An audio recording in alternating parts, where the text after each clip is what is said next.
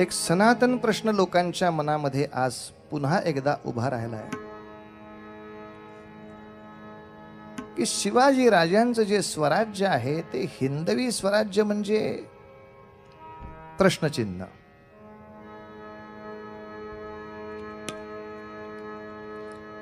ती हिंदूंसाठी आहे काय? ती हिंदुत्वासाठी आहे काय? आणि असं जर असेल तर मूळ प्रश्न हिंदुत्व म्हणजे काय? कारण मी काल सांगितलं आपल्याला ती व्यापकता अजूनही अनेकांच्या डोक्यात आलेली नाही. वेदांवरची निष्ठा म्हणजे हिंदुत्व का? बुद्धांवरची निष्ठा म्हणजे हिंदुत्व का? महावीरांवरची निष्ठा म्हणजे हिंदुत्व का? नानकांवरची श्रद्धा म्हणजे हिंदुत्व का? आणि उत्तर, सगळ्यांवर श्रद्धा म्हणजे हिंदुत्व.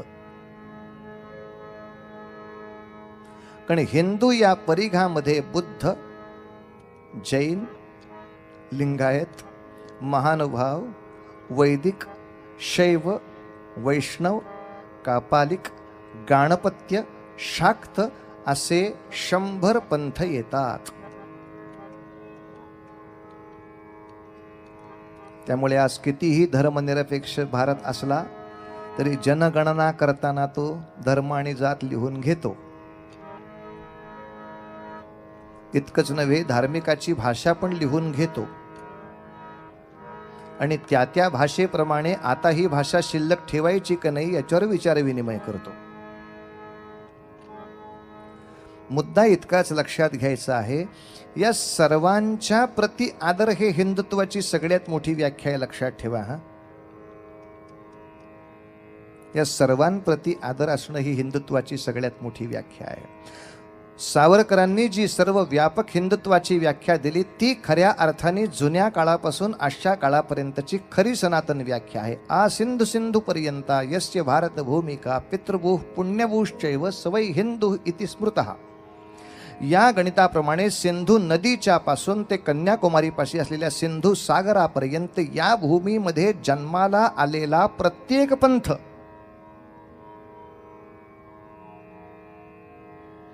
त्यामुळे हिंदुत्व हा शब्द कुठल्याही ग्रंथाशी निगडित नसून भूमीशी निगडित आहे. या भूमीला जे मातृभूमी आणि पितृभूमी मानतात किंवा ती ज्यांची पितृभूमी आहे आणि अधिक त्यांची तीर्थक्षेत्र या भागात आहेत अशा सर्वांना हिंदुत्वाच्या परिघामध्ये घेतलं जातं. जे या भूमीला पुण्यभूमी मानतात, जे या भूमीला पितृभूमी मानतात अशा सर्वांना हिंदुत्वाच्या कक्षेमध्ये घेतलं जातं.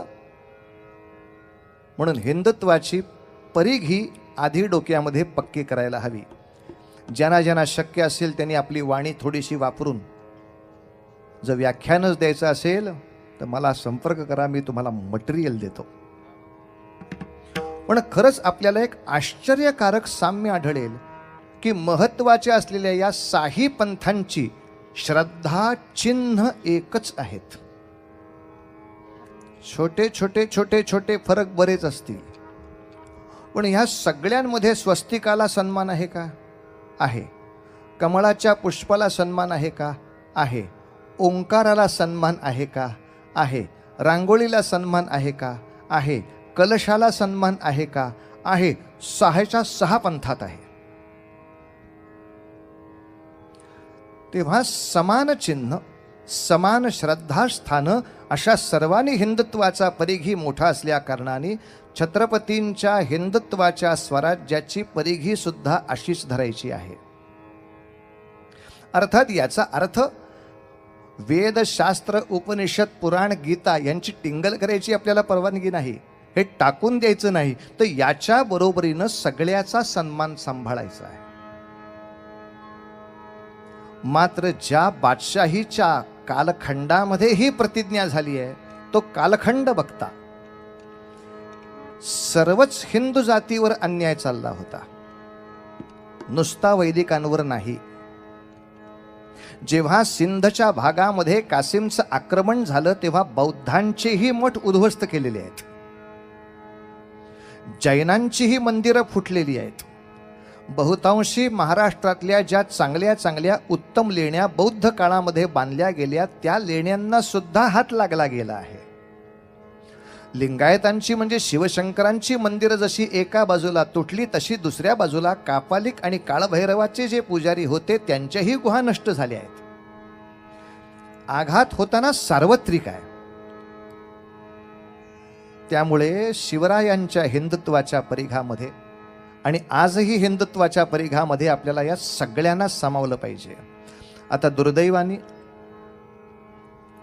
काही ठिकाणी मात्र बौद्ध धर्माचा अनुनय करत असताना इतर सर्व पंथांचा द्वेष कसा केला पाहिजे हे शिकवलं जातं आहे. ही आज महाराष्ट्रातली एक मोठी दुर्दैवाची परंपरा आहे. अर्थातच ती गौतम बुद्धांना मान्य नसलेली परंपरा आज दुर्दैवाने काही माणसं जोपासत आहेत. ते दुष्टचक्राला आपण काही करू शकत नाही, पण किमान नवीन माणसाला हे समजावून देऊ शकतो की हे गौतमांना मान्य नसलेलं चाललंय. अर्थात भारतामध्ये लक्षावधी गोष्टी अशाच चाललेल्या आहेत की ज्या मूळ संस्थापकांना मान्य नव्हत्याच. त्यांना मान्य नसलेल्या गोष्टीच पुढे चालवण्यामध्ये आमचं मोठेपण आहे. तर ते गौतम बुद्धांना तरी कशाला बाजूला ठेवतील. ज्या सहिष्णुतेच्या पायावर बौद्ध उभे आहेत त्याच सहिष्णुतेला बाजूला करून आपण बाकीच्यांच्याशी कसं असहिष्णू असलं पाहिजे याच्या जीवावर बौद्ध पंथाचा उभा करायची वेळ आली. तर दुर्दैवाने मी मुद्दाम काही हा शब्द वापरला. पुन्हा एकदा सगळे तसे नाहीत, पण काही ठिकाणी इतर पंथांचा उगाचच कडवट द्वेष शिकवणं हाही काही ठिकाणी विचित्र प्रकार चालू आहे. खरं असं नसावं यासाठी या सगळ्या गोष्टी आपल्या समोर मांडल्या. इतर पंथांचा द्वेष नसावा तसं आपल्याही पंथांचा नसावा. मी मगाशी जे सद्गुरूंच्या बद्दल म्हटलं, तुम्ही नाथांना कसे काय मानता हो का? अहो ते तर दत्त भक्त आहेत, ते विठ्ठल भक्त कुठे आहेत? आजही अशी परिस्थिती विचित्र आहे. तुम्हाला खरं नाही वाटणार सांगितलं तर, पण अनेक गावांमध्ये मी जर पटकन म्हटलं की रघुपती राघव राजाराम पतित पावन सीताराम भजन म्हणूया, तर दिगंबरा दिगंबरा म्हणणारे भक्त हे भजन म्हणत नाहीत. हे कसं म्हणणार? मग मी समजा म्हणा दिगंबरा दिगंबरा श्रीपाद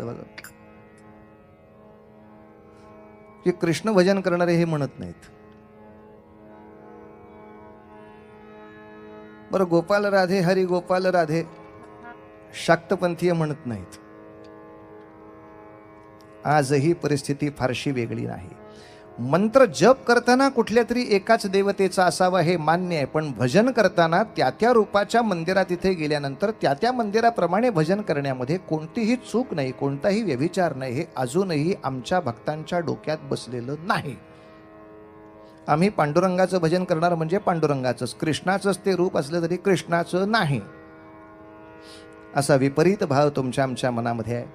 तेव्हा म्हणले महाराज तुम्ही शिवाजी महाराजांचं हिंदुत्व सांगताना कर्मठ हिंदुत्व सांगणार का पुरोगामी हिंदुत्व सांगणार? पण पुरोगामी या शब्दामध्ये सुद्धा परंपरेला निंदा करायचा अधिकार नाही. ते अयोग्य असेल तर सन्मानाने बाजूला करावं, सन्मानाने बाजूला ठेवावं. नवीन जे चांगलं असेल ते निश्चितपणे स्वीकारावं. इतकं पुरोगामित्व शिवाजीराजांच्याकडे 100% आहे. आणि मात्र पुरोगामित्व दाखवण्यासाठी गंधच लावायचं बंद केलं पाहिजे असं हिंदवी स्वराज्यात नियम नाहीत. पुरोगामित्व दाखवण्यासाठी गणेशोत्सव बंद केले पाहिजेत अशी काही हिंदवी स्वराज्यात गंमत नाही. काय देवीचा उत्सव काय केला काय नाही केला काय त्याविना काय देवीचं अडतंय का? त्याविना काय प्रगतीचं अडतंय का? मग कशाला उगाच उत्सवामध्ये आपण वेळ वाया घालवायचा असं काही हिंदवी स्वराज्यात उपेक्षित नाही. उलट हिंदवी स्वराज्याच्या नियमाप्रमाणे सगळेच सण वार आणि उत्सव अतिशय आनंदाने अतिशय उत्साहाने साजरे व्हावेत. अर्थात ते साजरे होताना समाजधारणेला उपयुक्त व्हावेत इतकाच त्यामागचा हट्ट आणि हेतू आहे, दुसरा कोणताही नाही. मी या सगळ्या गोष्टी का स्वच्छ केल्या याचं कारण सांगतो. आज आपल्या शिक्षण व्यवस्थेमध्ये शिक्षण देणाऱ्या लोकांना सुद्धा दुसऱ्या धर्माचं तर सोडून द्या, आमच्या धर्मामध्ये काय आहे तेही माहीत नाही. आणि जे माहिती आहे ते फक्त टिंगल करण्यापुरतंच माहिती आहे. त्यामुळे मी आजच्या दिवसापुरती एक गंमत सांगतो, उद्याची गंमत उद्या सांगेन. एकाने उगाच खाजवून खुरूस काढून मला सांगितलं होतं, तुम्ही दत्ताला सुद्धा मानता का हो? दत्ताला सुद्धा म्हणजे कुठला दत्त सांगताय ते आधी सांगा म्हणलं. नाही नाही, तो जो मंदिरात असतो तोच. हां हो. तुम्हाला पटतं का होते का? 3 डोकी 6 हात आणि 2च पाय असं फिजिकली शक्य आहे का? कोणा गाढवानी तुला सांगितलं की फिजिकल मूर्ती आहे म्हणून? ते चित्र आहे, ते प्रतीक आहे. म्हणून एकनाथ महाराजांनी स्वच्छपणे सांगितलेलं आहे, त्रिगुणात्मक त्रयमूर्ती दत्त हा काय पहा नाही, दिसत नाहीस तो तसा, जाणा. ते जाणून घ्यायची गोष्ट आहे. अशी माणसाला नसतातच, हे एकनाथांना कळतं तसं आम्हालाही कळतं. पण त्रिगुणात्मक सृष्टी आहे, त्याच्यामध्ये आपणही त्रिगुणात्मक असलं पाहिजे. रजोगुण आणि तमोगुण यांचा सुद्धा वापर वेळ प्रसंगी माणसांनी केला पाहिजे, पण प्रमुख मध्यामध्ये मात्र सत्वगुण असला पाहिजे. हे दाखवण्यासाठी उभं केलेलं ते चित्र आहे. विष्णू हा सत्वगुणाचं प्रतीक आहे, ते मध्यामध्ये असतं. शिव तमोगुणाचं प्रतीक आहे, ब्रह्मा रजोगुणाचं प्रतीक आहे. दोन्ही सद्गुण आपल्याला आवश्यक आहेत, मात्र ते एकाच पायावरती उभे असावेत हे दाखवण्यासाठी आहे. कोण मूर्खाने सांगितलं हे तुम्हाला? नाही, असं नाही. पण असं दर्शन होऊ शकतं का हो? 3 डोकी 6 हात 2 पाय. म्हटलं चला तुम्हाला शिवाजी चौकात देतो दर्शन. शिवाजी चौकात हो, लगेच दर्शन देतो. एक दगड घ्या आणि समोरनं कोणी टेबल सीट स्कूटरवरनं येत असेल तर त्याच्या पुढे दगड टाका. टेबल सीट माणसासमोर पाठ दिशी एक दगड पडला की काचकन ब्रेक दाबले जातात. ब्रेक दाबल्याबरोबर एक माणूस इकडून बघतो, एक इकडून बघतो, एक मध्ये असतो. दिसले 3 तोंड? दिसली. 6 हात दिसले? 2च पाय दिसत आहेत ना? दिसले. आता हे 3 उतरल्यावर ती गॅरंटी मी नाही घेतली तुझी, माझी गॅरंटी फक्त दर्शन देण्यापुरती होती. उगाच मूर्खासारखं काहीतरी आक्षेप करत बसायचं. 3 डोकीन 6 हात माणसाला कधी? अहो माणसाला असतात का नाही हा प्रश्नच तिथे चाललेला नाही. ती आध्यात्मिक मूर्ती आहे. आणि एक शेवटचा प्रश्न असा की म्हणले तुमचे सगळे देव कुठल्या तरी राक्षसाला मारायला येतात. दत्त कुठल्या राक्षसाला मारायला आले? त्याचं उत्तर सांगतो आणि चरित्र सुरू करतो. मुद्दाम ऐका. आज गुरुवारच्या दिवशी दत्त महाराज कोणत्या राक्षसाला मारायला आले? तर भगवान दत्तात्रेयांचा अवतार आणि भगवान दत्तात्रेयांच्या पुढचा हा सर्व नाथ पंथ, वारकरी पंथ, भागवत पंथ या सगळ्या पंथाचं ध्येय मत्सर नावाच्या राक्षसाचा नाश करायला आले.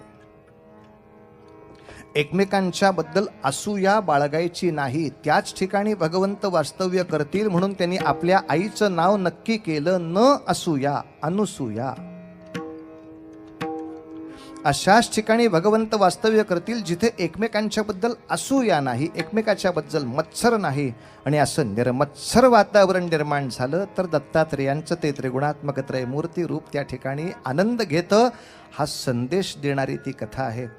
मला सांगायचं या शिवचरित्रामधल्या पराक्रमाच्या बरोबरच शिवाजी राजांनी हे मत्सर नाशाचं त्रिगुणात्मक प्रतीक आपल्या चरित्रामध्ये किती अप्रतिमपणे लोकांकडून आचरून घेतलं याची ही कथा आपल्याला ऐकायची असल्यामुळे शिवाजी राजांच्या बद्दल बोलताना नेहमीच असा शब्द वापरला जातो, चरिखंडात झाले बहुवीर.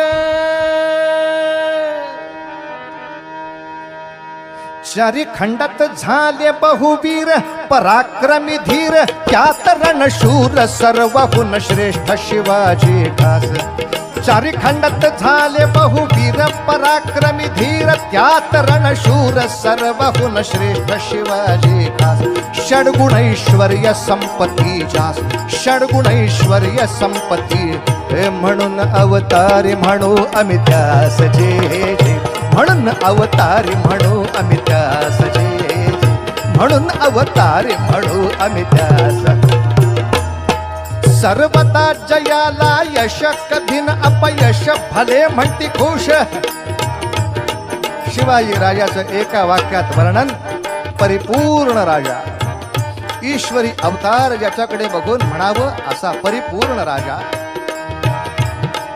सर्वदा जयाला यश, कधी न अपयश, सारे म्हणती खुश, भले शाबास. राजांचा कालपर्यंतचा वडिलांना सोडवून पुरंदराचा किल्ला ताब्यात घेण्यापर्यंतचा पराक्रम आपण ऐकला. अशी कथा थोडी याच्या पुढे. जगदंबा माता की जय. नमः पार्वती पते हर हर हर महादेव.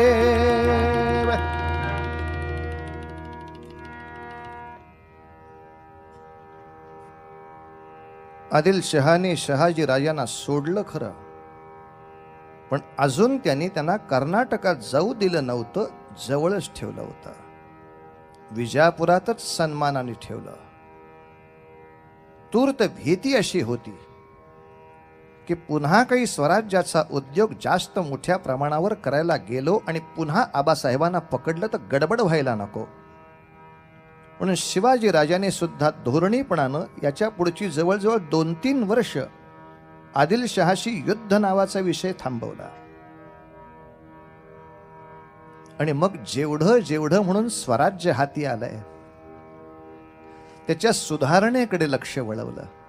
गंमत अशी आहे, शिवाजी राजांचं एक चरित्र बघायचं म्हणजे एकाच माणसाने किती गोष्टीकडे लक्ष द्यावं. हो, युद्धामध्ये विजय मिळवणं एक वेळ थोडं सोपंही असतं, जास्त मोठं युद्ध त्याच्या पुढे असतं. आहे या प्रजेला हे राज्य आपलं वाटलं पाहिजे. महिन्याभरानंतर लोक नको म्हणायला, मागचे काय वाईट होते, हे कशाला उरावर आले. स्वराज्याचं सुराज्य करण्यासाठी काय करता येईल, काय करता येईल, काय करता येईल, काय करता येईल. शिवाजी राजांनी चड्डीशी ओळखलं, महाराष्ट्राच्या हाडी माशी आपल्या कपाडी मारला गेलाय तो दुष्काळच. त्यामुळे या स्वराज्याच्या पहिल्या कालखंडामध्ये कोंढव्याच्या धरणापासून ते शिवापूरच्या धरणापर्यंत पाटबंधारे प्रकल्प सुद्धा शिवाजी राजांच्या नावे आहेत. हे सगळी धरणाची बांधकामं करायला सुरुवात झाली. पावसाचं पाणी अडलं पाहिजे, धरणामध्ये अडवलं गेलं पाहिजे, शेती सिंचनासाठी गेलं पाहिजे आणि शेतीच्या संरक्षणासाठी आवश्यक ते अभेद्य कवच सारखं सतत त्या ठिकाणी उभारलं पाहिजे. आणि अर्थात शेतीसाठी गायीचं संरक्षण झालं पाहिजे. आणि नुसतं संरक्षण नाही, संवर्धन झालं पाहिजे. आमचे गोपालकृष्ण गोपूजक नव्हे, गोपाल. आपल्याकडे गायीबद्दलची कृतज्ञता म्हणजे वर्षातनं एकदा वसुबारसेला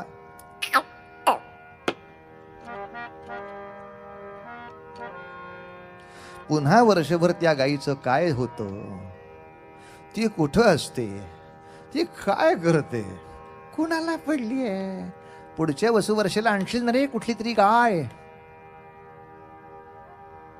आता हो म्हणतो. गोपूजनाला काही प्रमाणात महत्व असेल, पण त्याच्याही पेक्षा जास्त मोठं महत्व गोरक्षणाला आहे. अनायसे समोर विषय म्हणून सांगतो,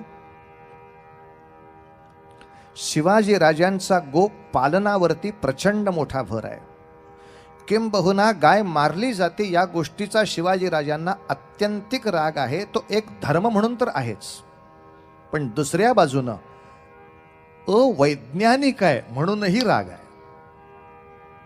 शेवटी शेती अप्रतिम करायची असेल तर गोवंशाशिवाय पर्याय नाही आहे. आमच्याकडचे काही महामूर्ख असतातच म्हणायला बसलेले, गाईला माता म्हणलं म्हणजे बैलांना आपले वडील म्हणावं लागेल. ते दिसतच आहे तुमच्यावरनं म्हणायचं. प्रश्न तो नाहीच आहे.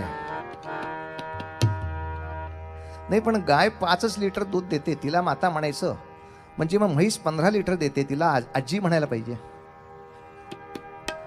मग आणखीन पुढच्या प्राण्यांची नावं नको सांगायला, पण त्या प्राण्यांच्या सुद्धा माद्या बरंच दूध देतात. मग त्या कोण? मावशा, पणज्या. टिंगल करायला अक्कल लागत नाही साहेब. गाईला माता मानताना आमच्या ऋषी मुनींनी तिच्या दुधाचा किती सूक्ष्म अभ्यास केला आहे ते एकदा वेद लक्षात घ्या म्हणजे समजते. आज गाईच्या, अर्थात गाईच्या म्हणजे पुन्हा देशी गाईच्या, जे मी सद्गुण सांगतोय हे जर्सी गाईचे नव्हे. नंतरच्या काळामध्ये हे सगळं विकृतीकरण करून फक्त दुधाचं प्रमाण वाढवण्यासाठी जे संकरित गायींचं धेंड आमच्या उरावर या लोकांनी आणलं, यासारखा हिंदू धर्माचा ऱ्हास नाही. आणि दुर्दैवानी किंवा सुदैवानी म्हणा, पाश्चात्य जगामध्ये देशी गायी आणि बैल टिकले पाहिजेत म्हणून इथून जहाजातनं नेतायत आणि पोचतायत, आणि आम्ही आहे त्यांचे संकर करून वाट लावून ठेवतोय. आपल्याला काही काळातच बहुतेक असा ग्रंथ बघायला मिळणार आहे की गायीच्या बद्दलची संपूर्ण वैज्ञानिक माहिती असणारा ग्रंथ आत्ता काही काळात बाहेर येतोय. मुद्दाम तो सगळ्यांनी वाचा. सगळ्यांनी म्हणजे माझी प्रार्थना फक्त हिंदूंसाठी नाही आहे.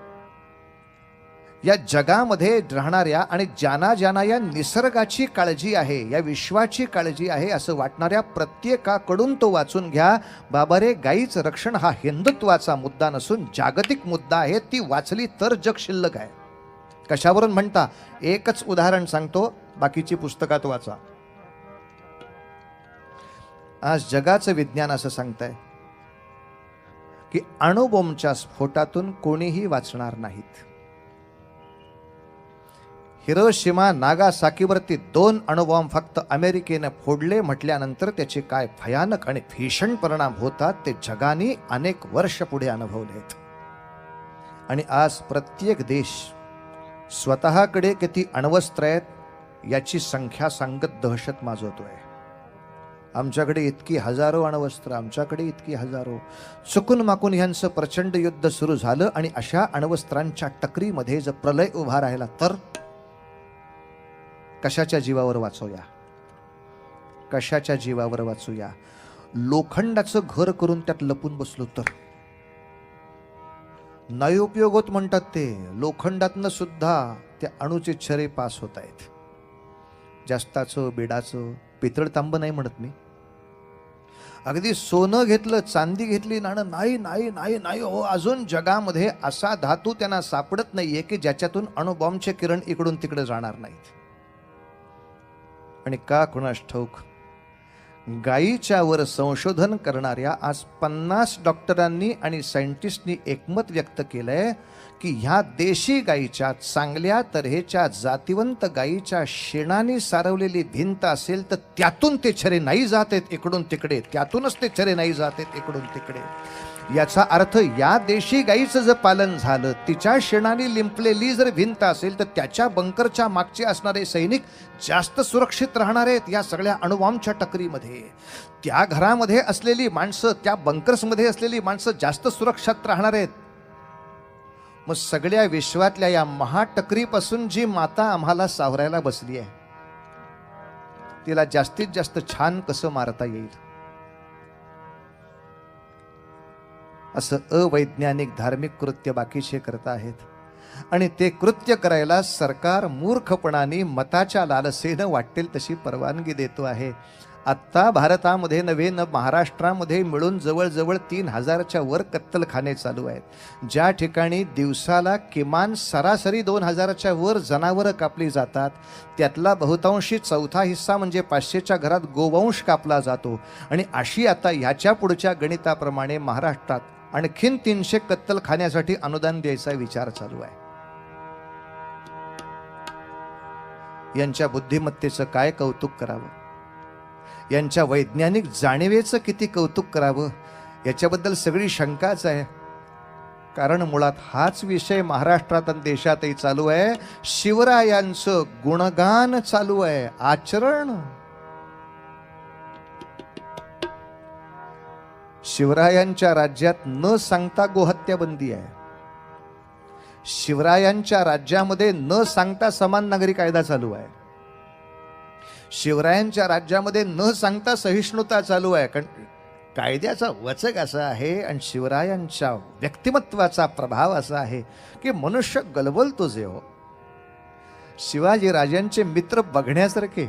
जिजाबाई तर चमत्कार म्हणून बघायच्या. शोभा मित्र म्हटल्यानंतर वयाची काही मर्यादा असते. 12 वर्षाच्या माणसाचे मित्र कुठपर्यंत असू शकतात? 8 ते 16. इकडे शिवाजी राजांच्या मित्र परिवारामध्ये ते स्वतः 17-18 वर्षाचे असताना 10-11 वर्षाच्या मावळ्यापासून ते 60-65 वर्षाच्या कान्होजी जेध्यांच्या पर्यंत सगळे जे यायचे त्यांच्याशी सगळ्यांची नातं. शिवाजी राजा आपला दोस्त. तानाजी मालुसरे तर यायचे, उंबराठ्याच्या बकरीमध्ये गोड वर्णन आहे. शिवबा कित्येक वेळेला धावत धावत जाऊन त्याच्या पाटकुळी बसत आणि पाटकुळी घेऊन तानाजीनं त्यांना यावं, मासाहेबांच्या समोर उतरवावं, पटकन मुजरा करावा, सांगावं राजांना सांगत जावं काहीतरी. पाटकुळीच बसतोय माझ्या. आणि राजाने सांगावं, तान्या किती भाकऱ्या खाल्ल्यास बघतोय मी. तानाजी महाराजांची अशी आहे बरं का ख्याती, न्याहारी करायला बसले 64 भाकऱ्या खायचे. तानाजी मालुसऱ्यांच्या उमराठ्याच्या त्या बकरीमध्ये 64 भाकरी एका वेळेला, वर्षाची नव्हे. 64 भाकरीची न्याहारी होती पट्ट्याचे. जेवण काय असेल ही माणसं हो. माझी अजूनही अशी धारणा आहे, संशोधकांना माझी विनंती आहे, त्याने संशोधन करायला हरकत नाही, बहुतेक पूर्वीच्या काळातल्या फुटाचं अंतर सुद्धा आजच्या फुटापेक्षा वेगळं असावं. कारण आपण असं म्हणतो की शिवाजीराजे 5.5 फूट उंचीचे असायला पाहिजेत, पण 5.5 फूट उंचीच्या माणसाला आज कोणत्याही किल्ल्यांवरच्या पायऱ्या सहज चढता येत नाहीत. त्या पायऱ्यांमधलं अंतर बघता 6 फुटाच्या वर उंची असल्याशिवाय तुम्हाला सहज ढांगच टाकता येत नाही. बऱ्याच ठिकाणी उड्याच मारायला लागतात. फुटाच्या अंतरात फरक आहे.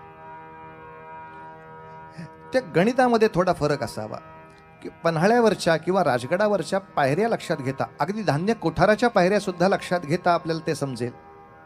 आपण आपल्या जिन्याच्या पायऱ्या कशा करतो त्याच्यावरून आपण समजू शकता ना. आपल्याला सहज चढता येईल असाच आपण कुठलाही जिना करत असतो. आपण आपल्या उंचीच्या मनाने जर आपला जिना बघितला तर त्या गणितामध्ये किती उंचीच्या माणसाने हा जिना करावा असा अंदाज जर घेतला. काही माणसं म्हणतात शत्रूला चढायला येऊ नये म्हणून. अहो पण शत्रू नंतर येईल, आधी आपल्यालाच जायचं आहे तिथं. त्या पायऱ्यांचा एकूण आकार आणि दणकटपणा बघता राजांचा त्या ठिकाणचा पराक्रम आणि बुद्धिमत्ता दोन्ही सांगतो.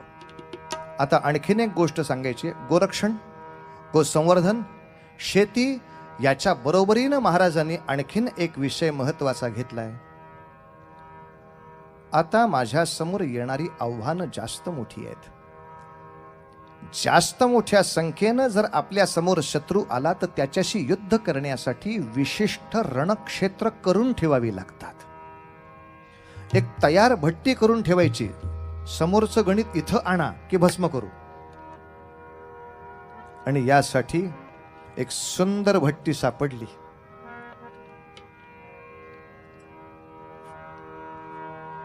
निरे गम धनी साधनी परे गर निरे सा.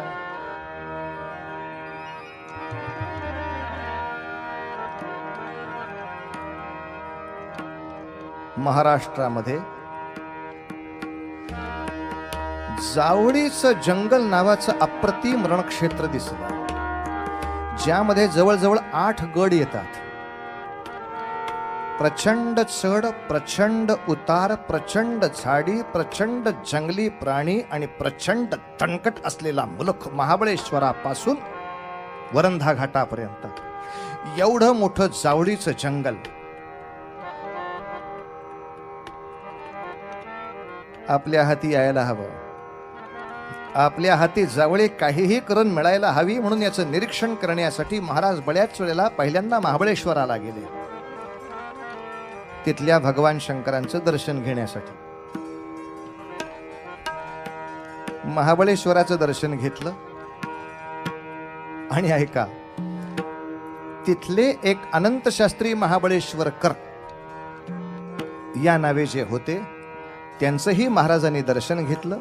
इतकंच नव्हे, त्यांच्याकडून स्वतः अनुष्ठान करवलं. पुढच्या माझ्या स्वराज्याच्या कार्याला आपण सुंदर तऱ्हेने या ठिकाणी अनुष्ठान करा. या अनुष्ठानाच्या खर्चाची थोडीशी तजवीज केली. आणि प्रश्न असा, जर महाबळेश्वरला 2-3 वेळेला गेल्यानंतर त्यांना अनंतमूर्ती महाबळेश्वरकर दिसले, जर 2-3 वेळेला गेल्यावर अनंतमूर्ती महाबळेश्वरकर दिसले, तर त्याच वेळेला वरंधा घाटाच्या बाजूनी त्या जावळीचं निरीक्षण करायला जाताना तिथेच शिवथरघळीमध्ये समर्थ रामदास स्वामी बसलेले होते, ते दिसलेच नसतील असं कसं म्हणावं? ते दिसलेच नसतील असं कसं म्हणावं? कारण गंमत अशी आहे, समर्थ रामदास स्वामींनी सुद्धा त्यांच्या मठांची स्थापना करण्याचा मुहूर्त आणि जागा महाबळेश्वरच निवडली आहे. समर्थांच्या 1111 मठांपैकी पहिला मठ महाबळेश्वरला उभा राहिला.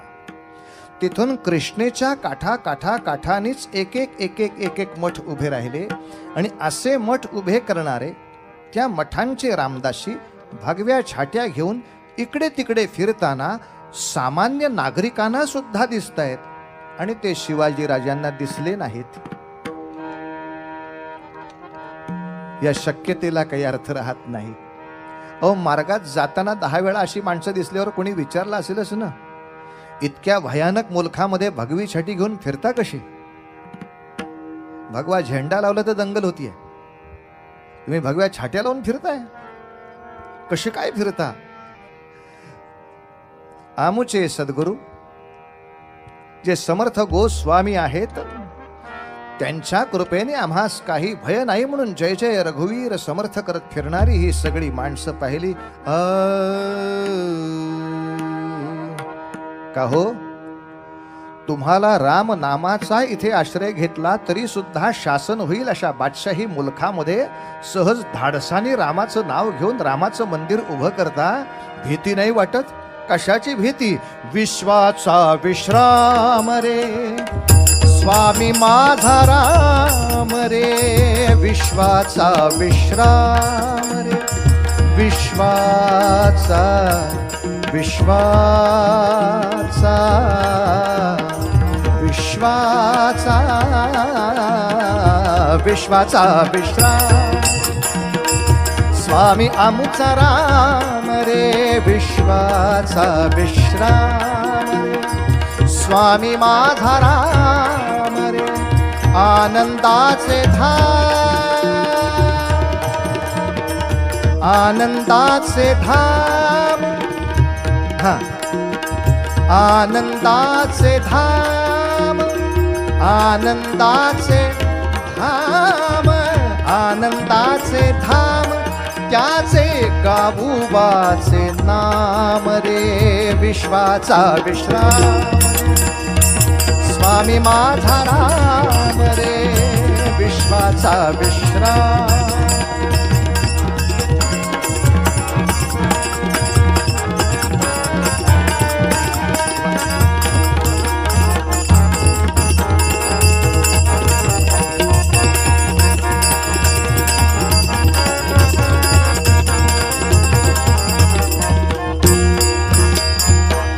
देवांचा तो देव, देवांचा तो देव रे, देवांचा तो देव रे, देवांचा तो देव रे, देवांचा तो देव रे, तो हा स्वयमेव रे, देवांचा तो देव रे, तो हा स्वयमेव रे, देवांचा तो देव रे, तो हा स्वयमेव रे. अनंत लक्ष्मी साक्षी, अनंत लक्ष्मी साक्षी, ठेवू अंगी ठेव रे, विश्वाचा विश्राम रे स्वामी माझा राम, विश्वाचा विश्राम.